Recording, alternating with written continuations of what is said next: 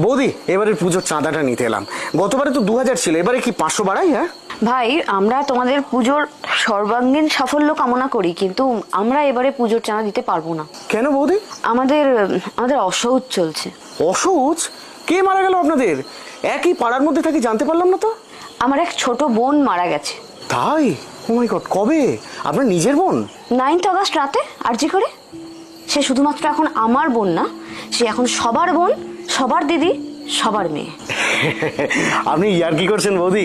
Amount কমাতে হলে বলুন না, কমিয়ে দিচ্ছি, অসুবিধা নেই। আমি সিরিয়াসলি বলছি, এটা সামাজিক শোক, এটা রাষ্ট্রীয় শোক, ভুলো না কিন্তু। মানছি, কিন্তু এইটার জন্য দুর্গাপুজোর চাঁদা? আমাদের বাড়িতে কোনোদিন চাঁদা কমানোর দরকার পড়েছে বলেছি কোনোদিন? না তা না, তবে যতদিন না সুবিচার পাচ্ছি ততদিন এই অসহজ পর্ব চলবে। আর পুজোর আগে যদি আমরা সুবিচার